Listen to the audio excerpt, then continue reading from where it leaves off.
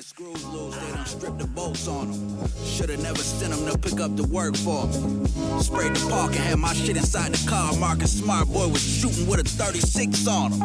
Said if he wasn't in the rush, they was all goners. Tech cursive on the chest, he was gonna Sean John them. They was sleeping on the guard, then they dawned. Hello, friends, and welcome to another edition of Chuddy's Corner. I'm your host, Ben Handler, aka King Chuddy on Twitter. Joined as always by my co-host, Nick Pereno, at _Nick Pereno on Twitter. Nick, how we doing? Feeling pretty much the same as I've felt after every Celtics game for the last 2 years. So I guess I'm feeling fine. Status quo. Status quo. That's a good way to put it at this point, sadly. So as you can hear, it's a somber mood among Celtics fans for obvious reasons. Things have not been going great, but a little bit of housekeeping, obviously. If you like the podcast, you can follow us, subscribe, just search Chuddy's Corner on Apple Podcasts, Spotify, wherever you get your podcast, it's there. You can always check us out on nickpereno.com, which is the home for the blog, the podcast, Chuddy's Corner, as well as all your real estate needs. So check it out. Give us a like wherever. Give us a review. Tell us how you feel. We're all for that. Anyway, let's get into it. And there could be some venting today. We're usually, I'd say pretty for the most part, realistic, optimistic, not too sky is falling, but lately it's felt as close to the sky is falling as a while. It's been pretty upsetting to watch what's happening with the Celtics. It just seems like everything's going in the wrong direction. And it's hard to find those glimmers of hope. So the last time we were with you was a while ago. It was almost a month ago. We were 13-13. We kind of said that December was brutal. It would be a brutal schedule. We hope to make it through there around 500 or above would have been great. And then that it was kind of time to turn the page to January, where the schedule for the Celtics opened up. A long stretch of seemingly winnable games as the team is kind of rounding into health. But so far, it really hasn't mattered who the Celtics have played. The losses are just getting more and more unfathomable. The team now sits at 18-21 as we're recording this Friday afternoon, January 7th, after just another unfathomable loss last night to the Knicks, which was preceded by an unfathomable loss the night before against the Spurs, and the list goes on and on. The Celtics right now are 11th in the East, not even in the play-in game. It's bleak. It's dark. It's tough. I don't know what you can really even say at this point. The team, they continue to frustrate. There's zero consistency from game to game, even from quarter to quarter, which has been something we've talked about for seemingly as long as we've been podcasting about this team. The most glaring issue at this point, I think, is clearly what's going on in the fourth quarters and the crunch time situations. It seems like all of these games are close. We're either getting blown out and come back to make it close, or we're blowing a team out. We let them back in it. It gets close. Or like the Spurs game the other night, it's almost just neck and neck the whole way. But the one constant is that when the game gets close late, we get tight and the Celtics stagnate into kind of the worst version of themselves. And that's led to now a 2-11 record in games decided by 5 points or fewer, which is crazy. But honestly, like, the eye test feels even worse than that. It feels like it's every single game is coming down to the wire, and we're just inventing new gut-wrenching ways to come out with a losing effort in all of these games. And at this point, you can't say it's luck or, just a bad stretch. It's who we are. Like, this team has no identity. If they do, it's just blowing games at the end. And it's, there's already been 40-ish games into the season. It feels like there's been 15 nominations for game of the year, and you go back and look at any one of them and they all have a valid case. It just gets worse and worse. It's disturbing. I mean, we had one performance the other night against Orlando, a terrible team, which was arguably tanking the game. We played awful and came back to win after a 14-point deficit with about 4 minutes left. That looks like an outlier because that's the only time we've really seen any semblance of that. And again, it was against an Orlando team that arguably didn't even want to win the game. But it's just a reflection. It doesn't seem like it matters who the competition is. We play the best teams in the league and can look great for sequences. We could play the worst teams in the league and look worse than they are for sequences. And at the end of the day, it seems like we're just losing close games over and over and over and over again. And they're all different and unique, but it's really just all the same thing.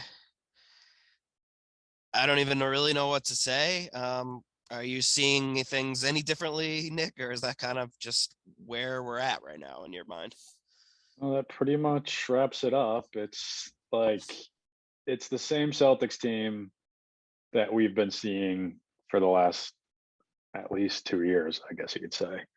And I feel like we're saying this every single episode. It's the same team. It's the same team. It's the same team where we're playing game to game. Looks like a different team, half to half, quarter to quarter. Even we just very rarely put together a full game, and sometimes we don't even put together a full half. And it's it's to say I'm frustrated is an understatement because we've been pointing fingers at this person, that person the last couple of years. I think I mentioned to you the other day that there are less people to point the finger at as we go. So I mean, I don't know if that means we're narrowing in on the problem because I still don't know what the problem is. But last couple of years, maybe you'd say Danny hasn't been doing a great job. Now he's gone. Brad's in the front office. So obviously Brad has his Brad, I think now we're starting to see maybe we underestimated his greatness. But the problem with him was never X's and O's and his basketball IQ.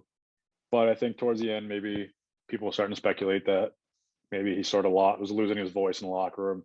Not that he wasn't still respected, but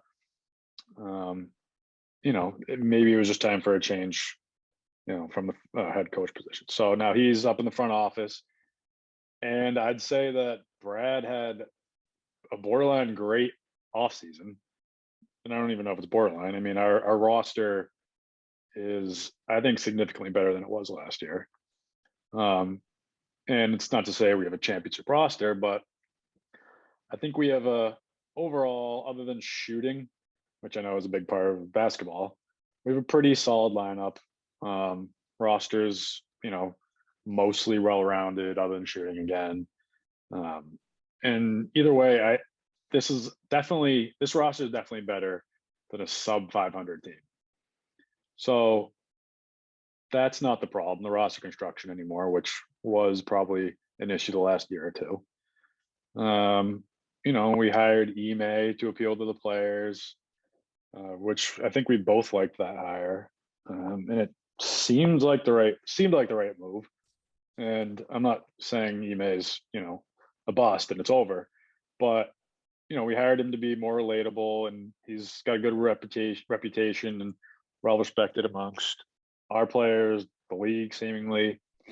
And I think that's shown to be true, but there's really no denying that he's struggled from more of a, the in-game, maybe rotation, game planning.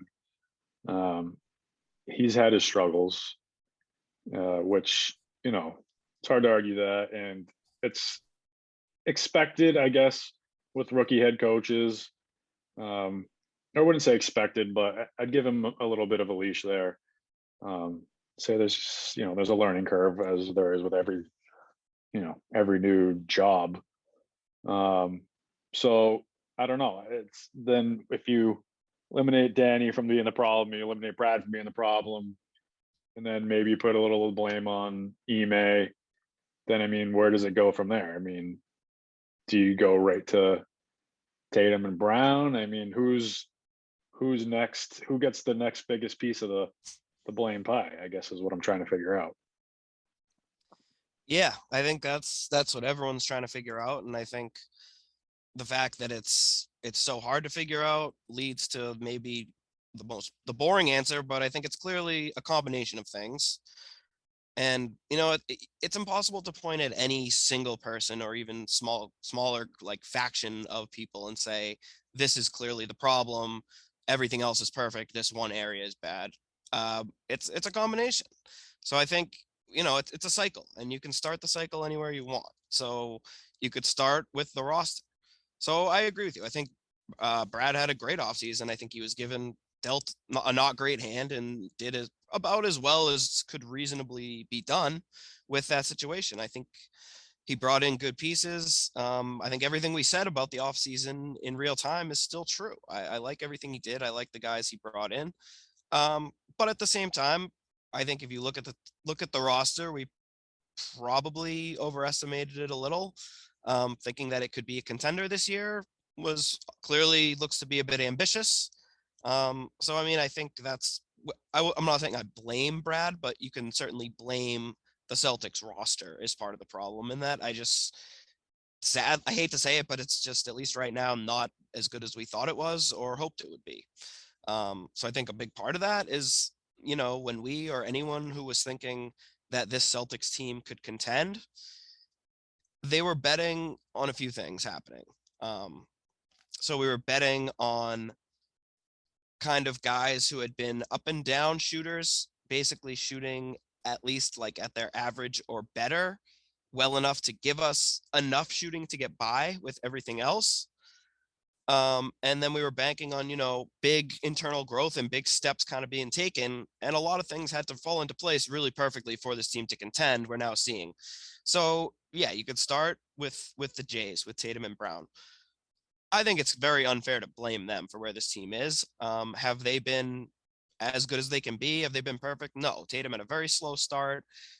Again, for this team to contend, we were probably counting on Tatum to ascend into clear top 10 status MVP candidate.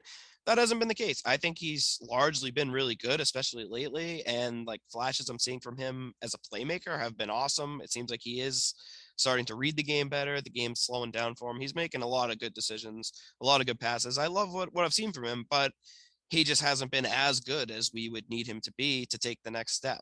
I still, think he'll get there, and love what I'm seeing from Tatum. Like, I feel like he's still the pillar that he always was for this team. And the same with Brown, who has been in and out of the lineup. He's been hurt. He's clearly played at less than 100% a lot of the times, but he hasn't really made a clear big improvement to his game. He's been good. He's been very good scoring a lot and has been one of the guys who is shooting pretty well, but he hasn't really taken a step as a playmaker when he's kind of the main guy, especially when Tatum's out. He's turning the ball over a lot and he's just not making great passes. He just hasn't taken that step, which again is fine. It could still come, and that's a very hard step to take. And even without it, he's still a really good player. But I guess what I'm saying again is we needed big jumps from Tatum and Brown as the two key guys. And so far, while being good, I don't think they've been good enough to make us a contender, clearly. So then it kind of trickles down to the rest of the roster. Al has been good, but his shooting has fallen off a cliff. He's like a career low from three, and teams are kind of just starting to ignore him out there. So if he's not really spacing the floor and making shots, that hurts us, especially when he's playing alongside Rob Williams, who's obviously not a floor spacer, or some of our other backcourt guys, Dennis, who's been again pretty solid in his role, and I like what he can bring to us. But his shooting has fallen off a cliff too. He's shooting under 30% from three. I think it's the worst season of his career from outside. So he's not spacing the floor at all either. Marcus has been Marcus. I think he's had a really good year, and I love him when he's playing point guard, but it's been a bad shooting year by even his standards too. So I guess what I'm getting at is it's even harder to blame the Jays when all of these guys who are kind of banking on giving us enough shooting just haven't. And a lot of the times, again, it ends up being Tatum and Brown out there with three guys who are just not really great shooters, and the defense is just collapsing around them. And the burden we're putting on them is insane. And when they do make good plays, we're missing a lot of open shots. It's tough to watch. Grant and Josh have been really good and making a lot of shots, but they're just not they're not getting enough time, and they're not starting, and they're not playing crunch time. So it seems like, especially when those fourth quarter breakdowns are happening, the guys we put out there, just it's the wrong mix, or they haven't been good enough. So yeah, I mean, you kind of touched on it a little, but it really seems to boil down to the lack of shooting in a lot of these situations with the roster. So I think that was a good way you put it, where you said maybe we overrated the roster to start the year, or in the off season or whatever. Which I know what you mean. I still think we have a good roster in a vacuum. We have a lot of good players, but you're right about this team. We were expecting better shooting, and I don't want to say it's all on Neesmith, but I mean, if he was half the shooter that he was made out to be, that would be huge for us. Not that we would be, contender or anything, but that would help out with floor spacing, and that would help out with a lot. Even if we can get 15 minutes of sniping from one player, that would be huge. But yeah, I mean, like I was saying, in vacuum, I think we still have a solid roster, and we have a roster that should be better than where we're at. And yeah, to get, like we said, the offseason, to get the championship contention, it was, another leap from Tatum and Brown. Tatum, obviously, with a slow start, like you said, but he's pretty much, Waters, found its level. He's the player he was last year for the most part. And you're right, he has gotten better at playmaking. I still think a lot of these passes he's making, and even though I've been working, he's been getting assists, I do feel like it almost feels scripted in a way, which I don't know if it's just because, from watching the game, you can kind of see where he's going with the ball, before he does it. But I think playmaking also is, in the NBA, it's finding somebody that doesn't look open, or making a play that didn't look like it was there, which is probably the next level, which hopefully he can get to. But he is doing better there. Jalen, his playmaking is borderline non-existent, unfortunately, and maybe that's just not who he is. And I mean, that's why, that's what separates the elite top 10 superstars from really good all-star level players. And maybe that's all he is, but that's fine. I mean, nobody expects him to be, an MVP candidate. He is what he is, and he still may have a little bit of room to grow, just like a natural veteran progression, but he is what he is. So I don't really put any of it on Jalen for the most part. And I honestly think I'm more confident this year in him being like a primary scorer than I was last year. And obviously he was a good scorer, but I think anytime he has the ball in his hands, I'm perfectly okay with him shooting whatever he gets. I mean, he's making everything, 3-level scoring. I don't know what his numbers are, but just from watching him, I mean, he's proven to be an elite scorer, I think. And maybe a guy that can be a primary scorer. I don't know about on a championship team, but on a good team. And I know for us, that's probably not what we need. We probably need Tatum to be the primary guy and him to be the off guy. But either way, I think there has been a little bit of growth in Jalen, just from the eye test, anyways, and from a scoring perspective. I wasn't trying to say there was no growth with Jalen. No. I just think, if we needed, I know what you mean. Needed a big step for those guys in general to become like a clear, one of the league's best duos mentioned in that breath, and it just hasn't been that. No, he hasn't made a big leap, but I'd say he's refined his scoring ability. Yeah, he's been better, no doubt. And he's been, I'd say, probably more consistent defensively, which I know last year, maybe in the beginning of this year, he had some defensive lapses. Yeah. Off ball, he'd let guys, just it looks like he maybe lost focus, or and guys, for let guys down. Whatever reason, the team statistically fell off a cliff defensively for the stretch he was out. So right. not directly attributing it to him, but it just shows, for how well the team has played through it all on defense. He has been a big part of that, his perimeter defense and kind of Yep. versatility. But I do think part of our struggles, at least, what I can see from what happened last night specifically, was that even if Tatum's on, they're gonna run the offense through him every single play, which generally, I guess, in the NBA, when you have a superstar scorer, that's a lot of times what you do at the end of crunch time. But Jalen's getting lost at the end of games or in crunch times, I feel like, more often than he should be. Not every time, but you look at last night, for example, and I know Tatum, was hot, but only two people scored in the fourth quarter. It was Tatum and Marcus. Marcus had 8 points, Tatum had 13. Jalen took one shot. So that's not a winning formula. And I know, No. You look at Jalen and be like, or Jason be like, well, he was, he was on fire. He, was whatever he was, 5 of 8 from the field or whatever, and scoring a bunch of buckets.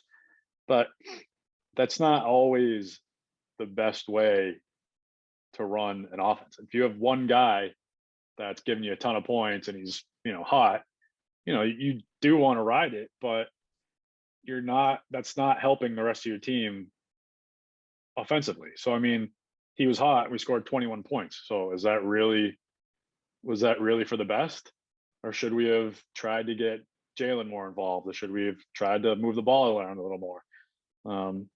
Having Tatum play, ISO and make great shots and, step back threes and whatever is nice, but that's not going to close out a game. And we still kind of get into that routine of playing ISO ball when either the offense is stagnant or once we get into crunch time scenarios. And we have to figure out a way to break out of that. I don't know how we do. Yeah, I think it's pretty evident. Everything we say keeps kind of leading back to these late game situations and how it's just so broken. And like you said, Tatum was awesome last night. Blaming Tatum would be ridiculous. Like it's so hard to pinpoint any one thing. So I mean, I guess we've kind of said, there's some blame on the roster and kind of what we're missing.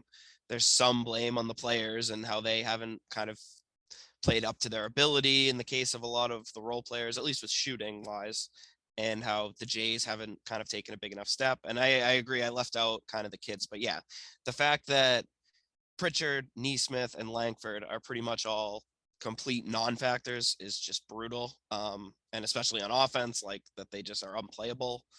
And yeah, that they're not providing any shooting. And I wonder if, we'll see anything change there. But for now, that's certainly been kind of a devastating blow and significantly bad development of late and kind of in general. So that kind of brings us through, the front office and the players. So then it leads to Ime and how much blame does Ime deserve? So, I mean, again, like we said, rookie coach, obvious growing pains. I think the team definitely respects him, all that. And it's early in his career. This, it's hard to totally blame Ime for this.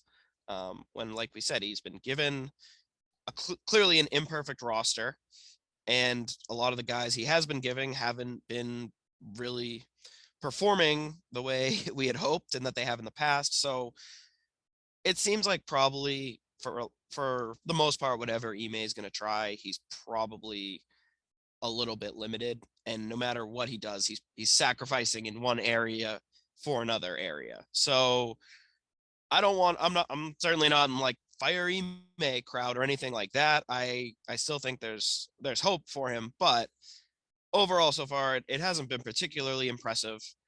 And again, it's a lot of the same stuff. So at what point do you kind of look at the coach and say, what you're doing isn't working, so something's got to give? So, I don't want to go through everything, but like a few things that are particularly frustrating to me from Ime that I think he just has to change.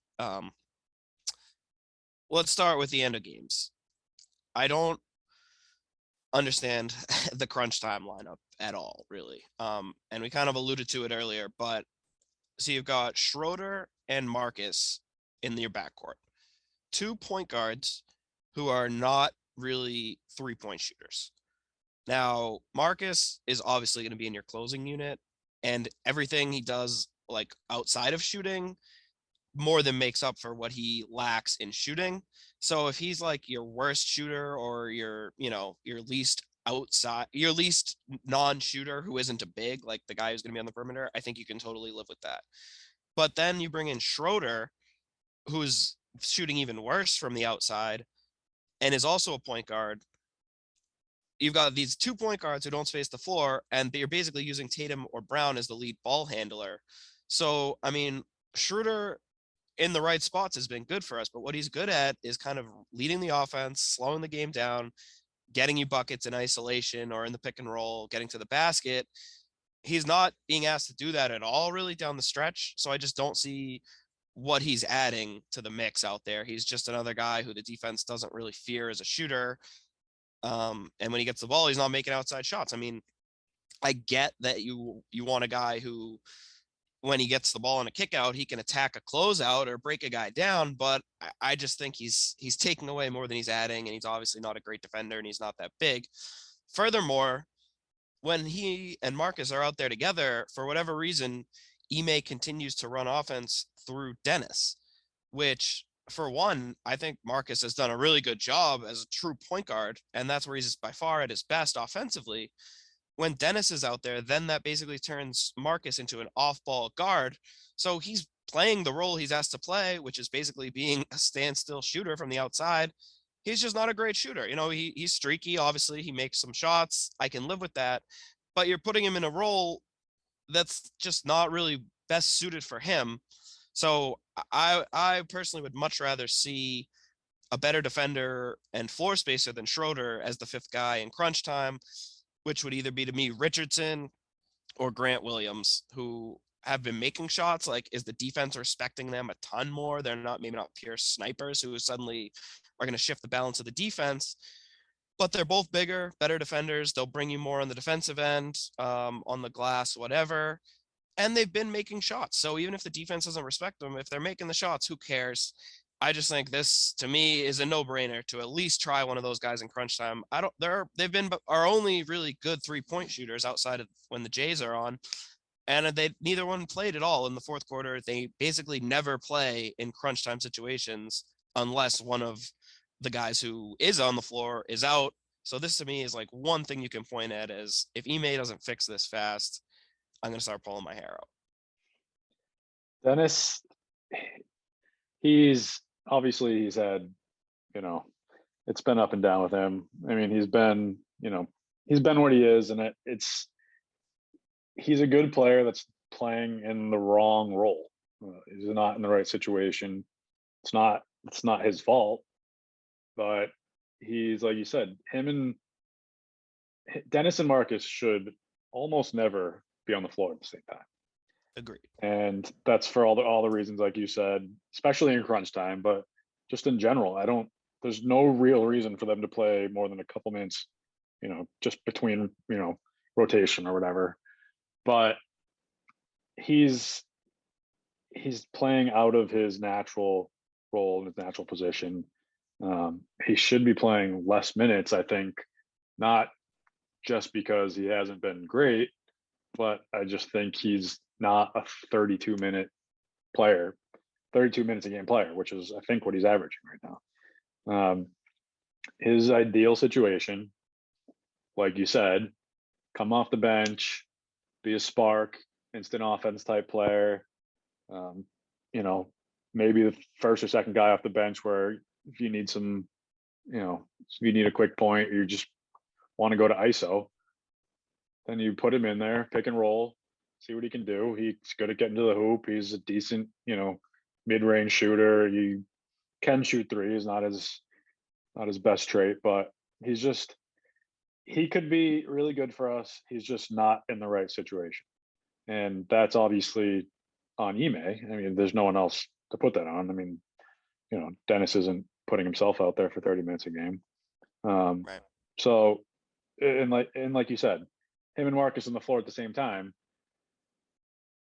The whole point of turning Jalen and Jason, or attempting to make them better playmakers, is when they get double and triple teamed, they make the right pass, and they can make the pass to someone who's open, or make the pass to someone who can make the pass to the open person. But if that open person is Marcus or Dennis, is that really the person you want taking a three in crunch time? Or that's not gonna help them space the floor. So Exactly. it's not gonna pull double, triple teams off of Jalen and Jason. They're still gonna keep doing that and take their chances with everyone else. Right. So I don't know. It's just frustrating to watch because It is. it seems so obvious. Right. But I think And the thing is, you have to question, like, so you mentioned it, like, Dennis and Marcus can make shots. I mean, it's not like they're terrible shooters and they have no chance of hitting open threes. That, we're not looking at like Michael Kidd Gilchrist out there, but they're having down years shooting. And like you said, it's just that the defense isn't scared of that. Like the other team is basically saying, if a Celtics possession in the late game situation ends with Schroeder or Marcus taking like a lightly contested three, they're happy to live with that. So like I said, I think you can get away with one guy like that out there, but to have two out there, it's just, again, it's just completely cramping the paint and the inside for Tatum and Brown to work. And a lot of times, like I said, I think generally it seems like Tatum is always making the right play. But again, it would just be so nice to have a true shooter who the defense really respects in there. Is Richardson or Grant Williams the answer? I don't know, but like, let's at least find out. I'd like to find out. They've shot well. They've shot, considerably better than those other guys. Like, I don't know. It's hard for me to really make a compelling argument to why Schroeder should be out there over Richardson in those situations. Like, I think Richardson gives you almost as much in every aspect of the game, if not more, except for like ball handling. But again, we're running those possessions through Tatum or Brown almost every time. So we're really not looking for a lot of ball handling. And I think Richardson has shown that he's not just like a set shooter. If he gets the ball, he can break down the defense. And he's an if he's, underrated ball handler. yeah, like if he gets the ball, and again, you're talking about attacking a closeout or something, which is what you're looking for from Dennis. Like, I think Richardson can do that as well. And he also has been hitting open threes. So, and he's obviously a bigger and a better defender. So whether it's him or Grant Williams, I think they've at least earned a shot. And again, what we're doing clearly is not working. So you got to try something else. And short of, a roster change, like with the guys we've had, let's try ones who make more sense, at least on paper. Like the current closing unit is broken. Yep. So I mean, that obviously comes down to Ime. He has control over the rotation. So we've gotten to the point where we have to mix it up. There's no, I mean, it's what we're doing now is proven to be not a winning formula. So let's figure it out. Let's at least try. And I mean, I know Romeo, Neesmith, and Pritch aren't the answer, but if we're gonna suck, let's at least see if we can get something out of them. Let's see if we can break Neesmith out of this career shooting slump. See if maybe he can get confident and start hitting some shots. Yeah, a career-long slump. I like that. Right. It's just been a slump. Yes, it's just a slump For his whole career.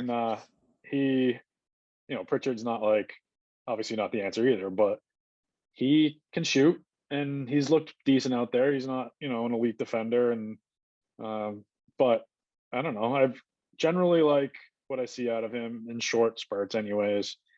I would be more than okay with him taking some of Dennis's minutes. But I don't know. That's not going to solve our, crunch time, obviously. Yeah, but, and I don't think that's like much. I mean, it's disappointing and it hasn't helped, but those guys haven't really been like the reason that we are where we are this season. No, not at all. So Um, I do want to jump into stuff like that, but first I got a little more on Ime, at least, and what I okay. think he could have done. So I mean, that kind of goes through the crunch time in terms of the rotations, which have been frustrating. The starting lineup in when it's actually together has been solid, but again, with the way Al's shooting, I think if we're gonna have double bigs, it might make sense to start Grant. Um, I think, again, he would space the floor better, and we already have Rob down low. So I'm not sure having Rob and Al, when they play together, it seems like it almost kind of stifles both of them offensively. So I wouldn't mind seeing Grant in there and then Rob having a little more playmaking responsibilities of his own, whether starting or kind of in crunch time. And that was something Jalen actually spoke a lot about the other night, and that he thought the bigs, he said Rob or Al, whoever's in there, should have the ball more in late game situations, which we saw kind of glimpses of it in one of the few positive games when we out of nowhere kind of just smoked the mostly healthy Suns. And that was an amazing Rob game, and I think showed a glimpse of maybe like another way this team could function. I know Tatum didn't play in that game, but I think either way, it makes sense to have Rob more consistently involved, because he can like dominate and really put his stamp on the game. And a lot of times, kind of like you mentioned with Jalen, it seems like he just disappears almost for stretches. And I think part of that is probably still him, but part of it is Ime too. He could get definitely more creative and kind of diversify the offense a bit. I know, this is the NBA, and at the end of the game, every team is basically doing the same thing. You're getting the ball to your best players. You're running ISO or pick and roll. I get that. I know you're probably not running a set every time down, and the defense is honing in on what you want to do. So I get that, but at the same time, it's getting a little tiresome to keep hearing him kind of spitting out these cliches in post-game interviews about lack of focus, lack of ability to stay calm, leadership, all this stuff that's like, okay, these are kind of tired cliches. There are actual coaching fixes, call plays, run other stuff. He calls out players a lot. So again, it's kind of a lot of talking, and when there's no results at a certain point, all this stuff, it's like, well, you're the coach. You should probably be able to do something about a lot of this stuff. And again, it seems like he's not. It doesn't seem like anything's changing in what we're doing. So at a certain point, it's like that, doing the same thing and expecting different results. Isn't that the definition of insanity? And it kind of seems like that's what he's That's doing. correct. So it's like, Ime, if you see that, all these problems, and again, it's not a lack of focus, I don't think, or a lack of any of this other stuff. I think it's, you're playing the Jays a lot. They're exhausted down the stretch. They have a huge burden, and teams are keying in on them. And the guys they're passing it to aren't making shots. Like, it's a lot of stuff. And it's frustrating in that sense. So I think, those are maybe some other fixes, I guess, that Ime could possibly make, and to just try other things. Like, that's been kind of frustrating. And again, I know it's early. He's still finding his way, but it seems like a lot of talk and a lot of kind of finger pointing and blame, at least publicly. I'm sure, some of it is intentional to try to motivate the guys, but at a certain point, it's like, it's a lack of shooting, like bad rotations and stuff like that is as much to blame as these, effort and focus and things like that. I like Ime's, I guess intangibles and all his secondary, uh, coaching pluses, I guess, which are what we thought they would be. So he is calling out players, which we haven't had in years. He doesn't seem afraid to yell at people. He's, we've wanted a coach or somebody to hold people accountable. That seems like what he's doing, but like you said, it's all talk until you show it, until you prove something. So I like that. I like that we have that now, but nothing's going to change unless the players, absorb it. And I don't know, maybe they are, and maybe they just aren't capable of doing it. But I'm willing to give Ime an early pass to this point, anyways. And hopefully it's something he can figure out. Hopefully he ends up being a great coach, but he has been a problem. It's been disappointing, I think it's fair to say. Yeah, and And you were talking about Al too, how he's kind of fallen off with the shooting, anyways, and the whole double big situation where I don't think we thought we'd be in a double big situation to start the year, um, but Al, I think, has proven to be what we thought he would be when we acquired him, which is Yeah. solid vet, either off the bench or, a pseudo starter where, he can come in, give you, he should be playing, I don't know, he shouldn't be playing 30 minutes a game, that's for sure, because I think that's sort Yeah. of why we're seeing him, wear out. But Hmm. come in, give you 20 minutes a game, run the offense and with the second unit, play defense, move the ball. And, he's not a great 3-point shooter anymore, but he's still, teams will respect him out there. Yeah. And he's And made some I big don't, ones. yeah, and I don't have a problem with him shooting wide open threes, even, No. even with whatever he's shooting. So I think that's probably an easy fix to help, create some more minutes on, um, in the rotation, and, maybe make more room for, um, I don't know, Josh, and, Mm.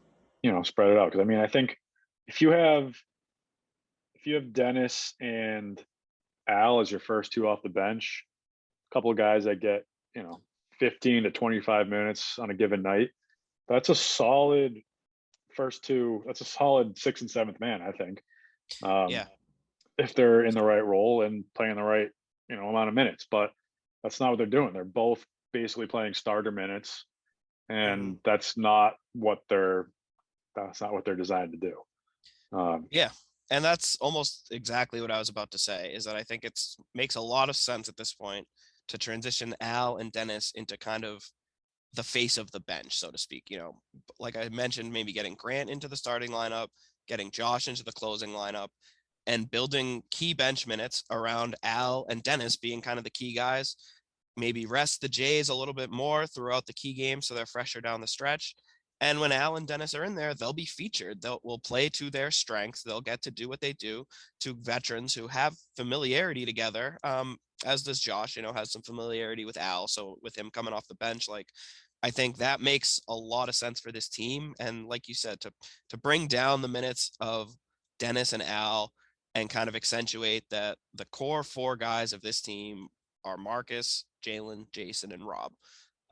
Those are kind of the clear top four. Dennis and Al probably shouldn't be starting and probably shouldn't be in at the end of the game, even though, like, they've both been really good, other than they're both shooting very disappointingly from the outside, but have otherwise, I think, been very good additions to this team. Let's just put them in roles that make more sense to them. And then, especially like you said, with the state of this team, it's not like we've seen any reason to think we're close to contention. So why are we playing these guys so much, who, especially Dennis and Al almost certainly as well, like, they don't have long-term futures with this team. And if and when this team is built back into a contender, it's probably not going to be with them. So why are they playing so much? And the one thing I will say then about that, as I'm ready to kind of transition to talking about moving forward here, is that I get that this stretch in January was supposed to be where we kind of right the ship and go on a run here and push ourselves back into the hunt. So far, early returns on that are not good. It looks like we're going in the opposite direction. So I get it. And I'm fine with, let's play this month out. Let's see if we can turn things around and show some reasons for optimism. But if we see kind of more of the same and we're still 500 or worse by, the start of February, I think it's time to look at get maybe moving guys like Dennis and Al, seeing what we can get. And if we can't get rid of them, or we don't, see a good trade, then at least let's, like you said, play the kids, play heavy minutes for Pritchard, Romeo, Neesmith, Grant, certainly. And if we suck, at least it'll be more fun to watch us suck. And again, then we'll at least find out if any of those guys can be useful, because they haven't been so far, but they still haven't gotten a consistent role or consistent minutes. And you could certainly say that they haven't done anything to earn that. But again, these are guys who are in their third or second year. It's time to see what we have. And if we're not even a playoff team, which right now we're not even a play-in team, who cares? Let's find out what they are. If they suck, at least we know they suck. If they're good, we can then decide if they're part of this team going forward, or at least we've kind of showed them off for a trade. So at this point, again, I don't think you like have to bury Dennis and Al. And let's at least, play them, see if we can right the ship, and then play them so that we're kind of showing them off for teams to trade them the rest of this month. If not, but one way or another, if there's not a dramatic turnaround over the next short stretch of games, I think we have to think about transitioning to the future and just letting these younger guys loose for better or worse. It's sad to say, but It you are is. right. And I mean, we're not there yet, but if we get there to that point, and if we're a long shot to make the playoffs, and I think we'll be in the hunt regardless. But if we're on the outside looking in by the trade deadline, it's going to be a tough call. I don't. I think we talked about in the last podcast where it's like we get to the trade deadline, we're not going to just. We're probably not just going to sell everybody and tank, because that's the wrong message for the younger guys, Jalen, Jason. If we're not that good, we don't want to be like, tell them, we're taking this year off. You just, go relax, have fun, whatever. So we want to show them that we want to win by any means, regardless of the scenario situation. We want to build kind of that winning, culture, I guess. But if we do get that point, then yeah, maybe we see what's available, what we can get for Al and Dennis. I mean, I don't think anyone would be too upset if we moved on from Dennis. I mean, I think he's well liked in the locker room and everything, but I think they would get it, and they probably realize that he's not the right fit. I mean, I don't know if they do. I mean, the coach obviously doesn't know that. So, if we move one or two of them and bring in someone else to see if we can get a spark and try and sell it like that, then I think that's probably something we're gonna have to look at. There's probably not any real. I think probably our biggest problem is we're really sort of lacking in leadership, I guess. And I know it's kind of a cliche, but I know we brought in Ime to kind of be that leader from the coaching staff, but I think leadership is underrepresented in the locker room. And I do think Marcus shows aspects of being a leader, but I still think at points he can be passive, as far as, we don't really have someone that has the pedigree to be, in the huddle and yell at everybody and say, this is what we have to do. And, get mad and fire everybody up. We don't have like a fiery team, I guess. And I know maybe it's overrated, but with a lot of good teams, you have to have some people that are passionate and show how badly they want to win and get angry when they're not playing well. And I feel like when we're not playing well, we get bummed out and we hang our heads and have bad body language, that sort of thing, which is just that's to be expected with a young team and young players. So I think that's a big part of it. And I mean, Jalen and Jason, as good as they are, they're not good enough to be like the silent leader type.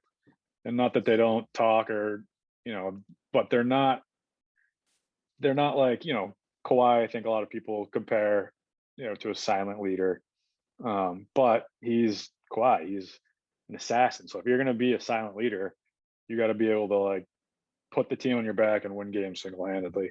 So I think we have to get leadership from somewhere, and I don't think that's really going to happen in season, because you don't really just go and acquire leaders and then that changes everything around. Something probably have to build in the off season. So I don't know. If we want to turn this around, I think we're going to have to add players, add shooters and stuff, and see if that can spark something. Yeah. So, I mean, I think what you said at the end, it's more shooting. I think it's more the right mix of players and the right fits alongside the Jays than kind of leadership. I think I think I've seen passion from a lot from Jalen, some from Jason, some is kind of the guys they are. But again, they're young. Like I still have no issue with thinking that these guys are developing into the kind of leaders of this team you want. I mean, I think they show the right emotion and say the right thing for the most parts. And yeah, some are they frustrated? Yeah, but like this is frustrating. Like it's how can they not be frustrated? It would be weird if they weren't frustrated. So I get what you mean about the body language, sure. But it's also like I I understand it. And I mean, these are kids and they've, for the most part in their careers, been used to winning. So I get that this feels like kind of like rock bottom and we're seeing it. But I don't really think there's a problem with like leadership, so to speak. And I don't think you have to go out and target some guy who's going to come in and, like shake things up in the locker room. And again, I think we've already kind of tried to see that. I think it's really more shooting. They need guys who can shoot, plain and simple. Um, and again, is that a realistic fix in this season? Probably not. The way things are going, it would be crazy to think of the Celtics as buyers at the deadline. So like you said, we've kind of talked and I've fantasized about different guys I would want. I've mentioned Buddy Hield a few times. Like a guy like that is pretty clearly what we need, but I don't know right now if we're going to go out and make like a trade to acquire kind of a better player. So I mean, again, maybe that's just one example of kind of the type of player who would be seemingly an ideal fit, a guy who just knocks down threes. And there's been talk that he could be available. The Kings want to get rid of him. That's a move that I could see because it would be, you'd think, somewhat of like a future looking move. He's a guy who you'd think would become like a part of the core going forward and a logical kind of fifth guy with those other four going forward. But I mean, in terms of like guys who are on expiring contracts and stuff, as we just said, there's to get another guy to kind of take minutes away from Neesmith or Romeo, who isn't going to be around long term if we're not going to be a good team, doesn't really make sense. So yeah, it hurts to say, but without a push here, I think we're looking at selling, if anything. And yeah, for the reasons you said, we're going to lose Dennis for nothing. Let's see if a playoff team could use him. Let's collect some assets, whatever. I don't want to use the T word. But we're not going to tank with Jalen and Jason healthy. Like they're just too good of players, and you're not going to see it. I mean, lately it doesn't look like we have had to try to tank. It seems like it's happening almost organically anyway. But I think the main thing is whatever you do, you got to bring in at least, Jalen and Jason and outline your plan. If you're going to start getting rid of vets and guys who seemingly are helping us now, you got to make sure they're on board and kind of explain the situation and say, nobody's happy with this. Here's what we're going to do to fix it. It might look ugly for the rest of this season, but hey, fight through it. We'll make moves in the off season. So if they're going to make moves to try to hunt for, this third star in the offseason we've been hearing about, they could be paving the way to do that. Maybe they've got smaller ideas. Like I said, something like a Buddy Hield type of guy, someone who can fit in as another really good role player who might unlock kind of the best version of these guys, whatever it is, but they need to have a vision. Then they need to get Tatum and Brown on board, make sure they're happy with the vision. But again, I mean, at this point, it looks like kind of almost bottoming out and getting rid of some of those guys, letting the kids play through their lumps might make more sense. And if the Celtics end up with like a top 10 pick, I'm not sure that would be the worst thing for this franchise right now, whether it's we add another top 10 player or it's kind of one more asset to throw at people. I mean, if we can get rid of Dennis or Al or one of these guys for a late first round pick, to a contender, maybe that's a dream, but maybe we can make that happen. And then we have our own pick that's good. Suddenly we're looking at maybe a nice package we could put together for someone in the off season. So, as much as I can't believe I'm saying this and it hurts me to say, like, that might now be the best outcome for this team because it seems like the ceiling now is like chasing the 6th seed, and that would require a lot of things to happen that we haven't really seen a ton of reason to expect will happen. Wow, that was a depressing little diatribe there. Accurate. Yeah. And I don't think we're, like you're saying, I don't see us tanking at any point. At least not intentionally. And It I would just take don't think an injury to one of the Jays, yeah. probably. And just it takes one of them to get injured because for a long period of time, because we're not good enough to win it all, but we're not bad enough to be, a top 5 or a bottom 5 team. So if we tank, I think the ceiling in quotes for our tank would be, like you said, maybe, 10, 9, something like that. But I think realistically, if we play out the year and we suck, we're probably gonna be at worst late lottery. We're probably gonna miss. I think our floor is probably just missing the playoffs, being somewhere between 10 and 15, 10 and 14 or whatever. We have the 11th worst record in the league for a reference point as of today. Right. And I'd say there are teams below us who you could make a case could easily pass us if we wanted them to, like the Hawks, Blazers. Yeah, just no, I name a suppose couple that's who I true. think are still going to try to win no matter what, at least. Yeah, and I mean, maybe I'm just.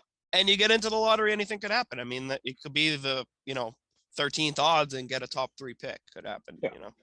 No, so that is true, and I mean, I guess from a standings perspective, currently, I guess that's probably, that's probably within reach. But the fact we're discussing lottery balls is really impressive. I know, and even if we do, get in that position and we're in like around the 10th pick, then at best that's maybe an appealing asset in the trade, like you said, because we're not adding late mid lottery picks to this team isn't going to get us anywhere. Unless we really get lucky and somebody falls to us and they turn out to be a superstar, but we don't really have time for that. We need to start building a real championship roster around these guys. So I think to tank would be doing a disservice to this team, especially the Jays. So I don't see that happening this season anyways, unless, like you said, unless there's a couple tough injuries and, we can't put together a competitive roster. But assuming health, I think we're going to try to win every game. And I think we're like we're trying to win right now. So I don't know. It's sad, but last trade deadline, I'd say we were probably fringe buyers. And I think that's probably where we were last year with, that Fournier move where it was 2 seconds or whatever, where, even if we're still kind of putting around 500 just below it, I would make a move like that for, a Fournier type, Terrence Ross, something like that. I don't know what Terrence Ross would cost, but something like that. If someone maybe, especially Ross, who has one more year left. I don't know what it'd take to get Buddy healed, but I would love Buddy. And I think that's probably a bigger move than you're kind of making it out to be. I think Buddy is a bigger addition than just, For sure. But that's what I'm saying. That's why I would consider a guy like Buddy, because I think he's still young. He's very good. He makes a decent amount of money, but he's a guy who, okay, now you've got a clear, core of 5 guys. You've got your starting lineup. You'd have Marcus, the Jays, Buddy, and Rob. And it's like, okay, that's our 5. That's a pretty damn good starting lineup. You can make a move like that, even if you have to give some stuff up. But to give up anything real for a guy like Terrence Ross, and I like Terrence Ross. I mean, we were raving about him the other night with Orlando. So, like you said, if we're in a position last year where you could talk ourselves into being buyers and that we could use a guy like that to help us, it makes sense. But right now, like, I don't know, is Terrence Ross, why bring him in? Like, I'd almost at that point rather just, like I said, play Neesmith a real role. Give him 25 minutes, give Romeo 25 minutes a game, let Neesmith shoot 5-6 threes a game. And like, let's just see what happens. I think that's almost better for us long term. Are they going to provide better minutes in the moment than Terrence Ross would? Probably not. But I just think whether it be as players or as trade assets, it's more beneficial to the Celtics' chances of winning a championship at some point to just play the guys we have on our own roster. Like, again, it's year 3 of Romeo, and I know has missed a ton, but like, let's just play him 20 minutes a game at least consistently and just see. And if we get through the end of the season and those guys have played heavy minutes and they all suck, then again, like, at least we know that they suck. But it's hard to even judge them when they have such a little role. They're barely ever playing, and when they do play, they're basically reduced to just standing in the corner. Yeah, I think if we added someone like Ross, that probably means that, we also moved Schroeder, or I don't know, somebody, Al. And I don't think we're just gonna, if we add him for 2 seconds, then I mean, yeah, if we add him for a couple second round picks and then just add him to what we already have, then we're probably never seeing Neesmith and Romeo again for the rest of the year. Right. If we're not going to be good, why would we not play those guys? Yeah, and maybe you're right about that. And Terrence Ross, we know what he is at this point. I think he can be at best probably a solid 6th man on a good team. Right. And that's probably his ceiling, if even. So, I mean, the only reason why I still would consider Ross is just because he still has one more year after this. So, yeah. I guess. And then it's in that low, whatever it is, 10, 13 something $1 million a year. So that's a good tradable asset. Yeah. So I guess so. I think if you're giving up, if you're giving up little in return, then I think that's a valuable asset to get back from he's a good player and he's a tradable chip. So he won't hamstring, us next year because, if we have to keep him, then we kept a good player. If we traded him, then, we didn't really give up much for him, and hopefully we're bringing back a good player. But yeah, I'd have to be convinced in these next few weeks that there's any reason to make like an upgrade to the team that would take away minutes from just seeing what the kids are. Yeah, and that's fair. And I mean, I don't know who you have. I like list. Ross. I mean, do you have other people on your list other than Buddy and Ross? Is there anyone realistic that like, you would? I like Kyle Anderson if the Grizzlies are willing to trade him, but I don't know if they would be. We've talked about like Joe Ingles, seems like he's available. So there's guys who would obviously kind of fit the bill of what we would want. But if they're just going to be a rental like Fournier, and like I said, these next few weeks are big. If we can somehow unexpectedly turn things around, get a little momentum, climb over 500, and it looks like we can make a push to get like a 5 or 6 seed, then yeah, if we can go cheaply acquire a guy like that, those are kind of the names that come to mind. Those ones I just said, who I think fill the role and could be attainable without giving up like any real assets. Sure, let's do it. But if we're 5 games under 500 or something, like, I'm not sure it makes sense to get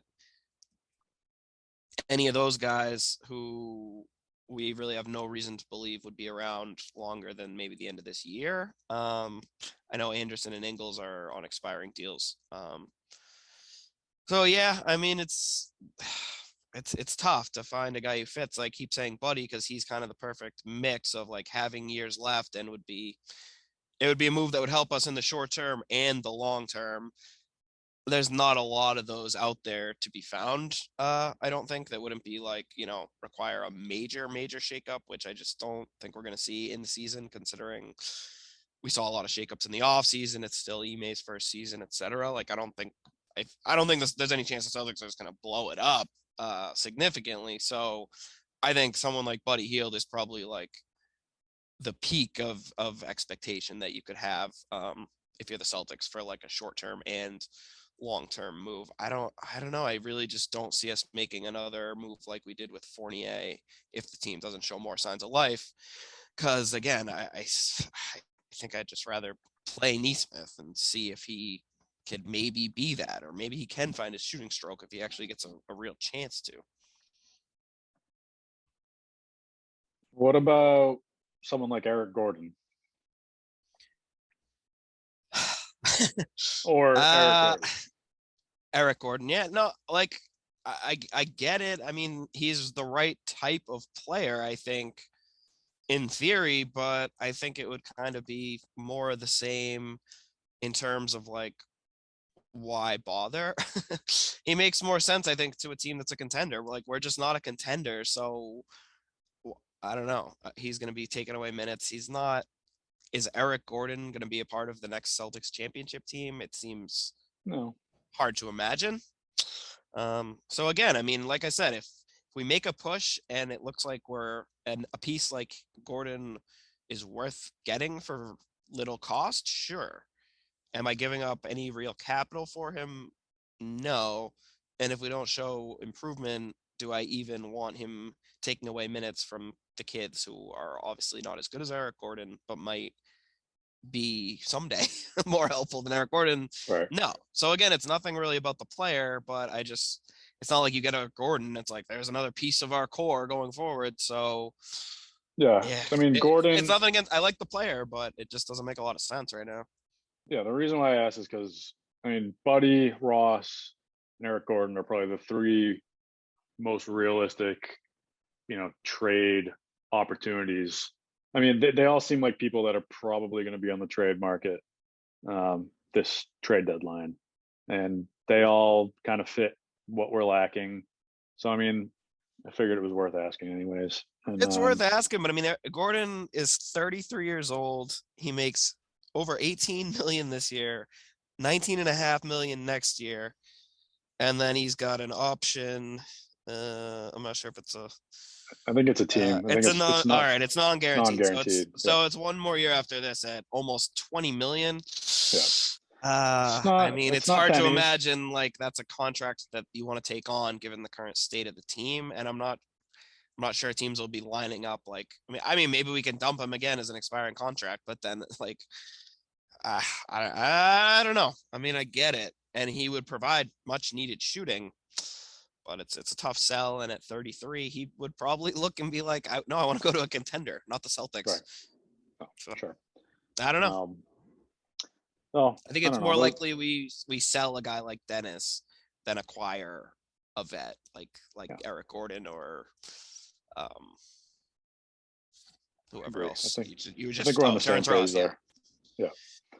Yeah. I mean, like I said, if things were turned around and we were looking at ending the month of January at like, if we were got to get up to like 30 and 25, something like that, and showing signs and guys were playing well, then I would definitely say those would be perfect guys to target.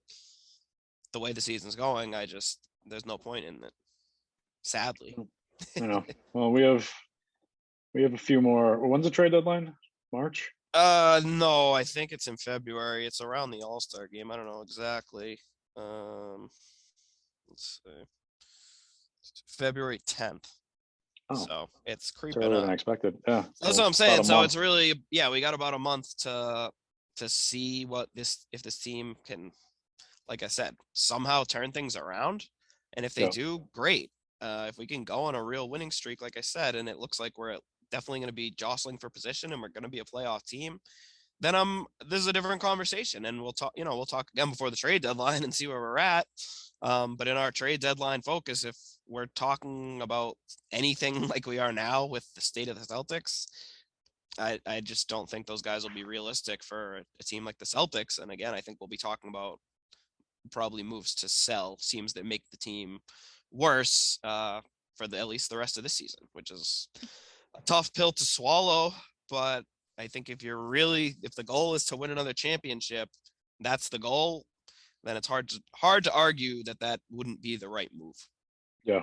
Yeah. There's probably not a lot of championship moves to be made this trade deadline. So I think it's basically the line is probably we get the trade deadline and we're a 500 team or better, or we're a 500 team or below. So, I mean, if we get to the trade deadline, we're 500 or better. That means we played better than 500 basketball between now and then, which means we're probably playing okay. If we get there and we're still a couple games under 500 or worse, that means we've been playing the same or worse. So I think that's probably going to be, that's going to be what it comes down to. If we play better than 500 basketball now, and we're within striking distance of, a playoff spot, at least playing game, then maybe we add somebody minor like a Ross, even if that's, I don't know if that's minor or not, but or if we're not, then maybe we sell off Schroeder and maybe see if we can get something for Al. But I think that's probably the line that they're gonna straddle, and that's probably going to determine what we do with the trade deadline. Yeah. I mean, it is what it is. Like I said, it's a tough pill to swallow. I don't think either of us thought this is the kind of conversation we'd be having on January 7th, 2022. I don't think it's the conversation either of us want to be having, but I think we got to be realistic, and that's where this team is at. What we have right now is just not, it's not enough. And again, as we've said throughout the entire podcast, it's not one guy. It's not like we signed Horford and he's killed us. It's not like we signed Dennis and he's killed us. In a vacuum, those were still two good moves made by Brad. Again, it just, for a bunch of reasons, it all hasn't worked out, and we are where we are, and we got to reassess. So yeah, we got about a month till the deadline, and then it'll be another big reassessment, and then from there, it's probably on to next offseason. So I guess the only other question to add from there is, like, going forward, has anything changed on kind of your long-term outlook? Like, have you changed your mind about wanting to trade one of the Jays? Do you think that the best course is to go star hunting at the end of this season for the Bradley Beals of the world and guys like that? Or do you think we kind of stick with, the current infrastructure and keep building around the young guys with more kind of fringe moves? Like, or are you still kind of just in wait and see mode? Like, where are you at? I guess, what's changed in your long-term outlook for the Celtics? I'm still probably in a wait and see. And I mean, I guess that's kind of saying like how we finish the year. And there's not really, when I think about it, there's not really a way we could finish the year where it would probably drastically change the direction we go in the off season. I mean, unless all of a sudden Jalen and Jason turn into, Jordan and Pippen and we go on a deep playoff run and something like that. But realistically, we're probably going to be, about where we thought we would be last year. So whether that's go star hunting, like you said, Bradley Beal's the one that everyone keeps talking about. I think you definitely explore it. I think you explore everything, every scenario, anyone who's available, you make a phone call. And, Bradley seems like, the most, seems like a logical fit just because of the relationship with Tatum and, a veteran, score or whatever. I don't want to get into whether he's the perfect fit or not, but somebody like that, I think you have to explore it. It's hard because we don't know if Tatum and Brown are good enough to be the best player because on a championship team, because we haven't seen it. So it's kind of like, that's kind of obvious to say because you don't see it until you see it. But they haven't really shown to me, they haven't made me more confident that they can be. So I don't want to trade either of them. I'm not suggesting that we do, but like I said, I think you overturn every stone, you check, you explore every option. I mean, if we get to the off season and I don't know, Karl Anthony Towns comes available, kick the tires on it. Kick the tires on everything. Any star player that might be available, you see what it would take. I think. I mean, I don't think we're in a position where it's like we thought maybe last year was like, all right, we have Jalen, Jason, you don't trade them, you add to them. It's like, well, maybe see if there's an option out there that we move one of them and it makes us a better team. And it sucks to say because it looked like, looks like, and it looked like they were going to be the two, pillars of our offense or pillars of our team for face of our franchise for 10 years, which they still might be, but I don't think it's a guarantee anymore, sadly. Yeah, I think I'm kind of in the same boat. Like, I still believe in Tatum, Brown, Marcus, Rob. It's still a very young core. Like the Jays are still very young. I hope that years down the road, we're looking at this season as kind of a good learning experience, going through the growing pains, finding out what it really takes to win. And, we come back stronger. And I still believe that building the right roster around those guys is our best path rather than splitting them up. But at the same time, it's the NBA. Who's truly untradeable? Maybe 3 to 5 guys in the entire league are untradeable. So yeah, I'm with you. It's all open. You do what's best. And right now it's not super clear what that is. But if a deal presents itself and you look at it and say, as much as I hate to trade Jaylen Brown, this deal makes us a better team. Like you have to at least entertain the thought. I don't like the idea. And again, it's still I hate, I've always hated the narrative of like, do we have to split up the Jays? Well, everything, there's context to everything. It's certainly not like we have to go into the offseason saying like, this doesn't work. We have to shop Jaylen and take whatever the best offer is. Like, obviously, no. But if you get an offer, like you have to consider every move. And if it has merit, that doesn't mean, again, you have to go shop one of them and you have to split them up. Like I still think having two potentially elite two-way wings is really, really damn good, who are young, fit each other's timeline, seem to like each other. Like I've seen nothing to say we have to split them up. I still think we have to build a better team around those two guys. Nothing has changed on that front. I thought we worked towards doing that, and I think we have to an extent, but clearly we haven't done a good enough job.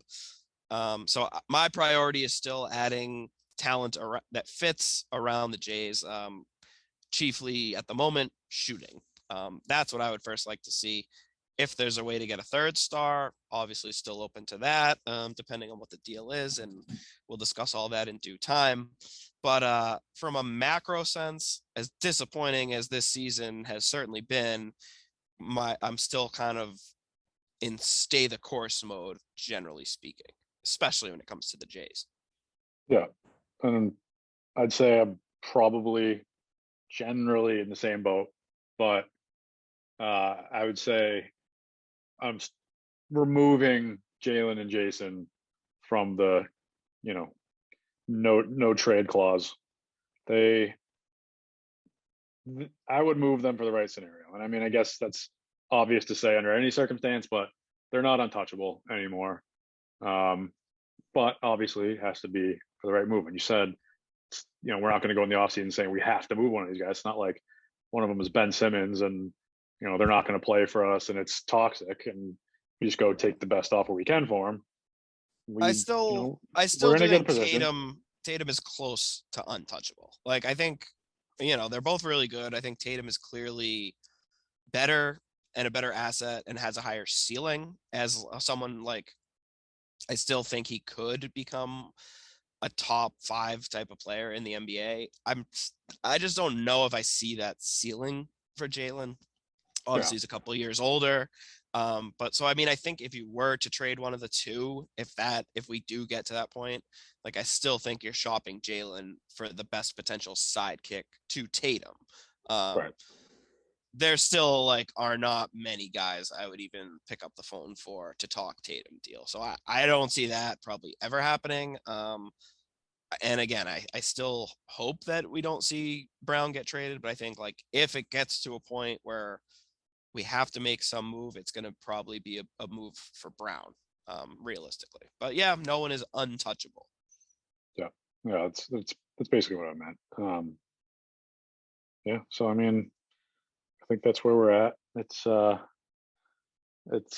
right now, I think we're in wait and see, and then whatever, wherever we're at in the off season, we reassess. But it just sucks that we don't, at this point in the rebuild, we don't have a clear direction.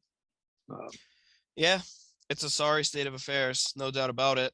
It looks bleak, and this is definitely not the worst Celtics team we've had, even in recent memory, by any stretch. But I think it's the most frustrating, maybe the most disappointing. Certainly, I think the least fun to watch. It's it's like a burden. It's been a drag to watch them lately. I hate to say it, but man, it's just been really tough basketball to watch. So I still hope we can turn things around, but if not, I hope that we we at least can play the kids and make it a more fun product, and just enough of these agonizing losses. Yeah, just show us some heart, show us you want to win, and just I think that's kind of been the theme all year, last year too. It's just show us that you want to win and that you hate to lose. Yeah, Play I better. think that's a good way to put it. And I think that's really all there is to say. I think that's a good way to wrap it up. One bit of news to end on. Sad bit of news for Nick. Broke right as we started recording here today that the Celtics have waived Jabari Parker. No comment. Didn't want to pick up his non-guaranteed contract, and I mean, it makes sense. Save some money, free up a roster spot if anything should happen there. And if the team is healthy, like, he doesn't play, so it is what it is. Right. Sorry, Nick. I know he's one of your favorites, but it was probably The era's over. a move I expected to happen. He lasted a lot longer than we probably thought when they brought him in. It was a good run. He probably gave us. He had some probably moments. gave a larger contribution than either of us expected, I'd say. And not to say that was much, but he showed that he could. He had his moments. In the right situation, I think, he could come in and score. So maybe he'll get picked up by a contender or something. Who knows? His story may not be over, but it is with the Celtics. Bummer. For now. That's right. All right. Well, guys, keep the hope alive. Keep watching the Celtics. Do what you got to do. Stick with it. Things will get better one way or another. We'll be back certainly before the trade deadline, if not sooner, to see what's changed, and hopefully it'll be a more positive episode. But thank you, Chuddy Heads, for joining us. As always, I'm Ben, alongside Nick. Should've never sent him to pick up the work for me. Sprayed the park and had my shit inside the car. Marcus Smart boy was shooting with a 36 on him. Said if he wasn't in a rush, they was all goners. Tech cursive on the Jets, he was gonna Sean John them. They was sleeping on the guard, then it dawned on them. What? My mic game different, I'm Bob Barker. My wrist spin like the wheel, my niggas still in the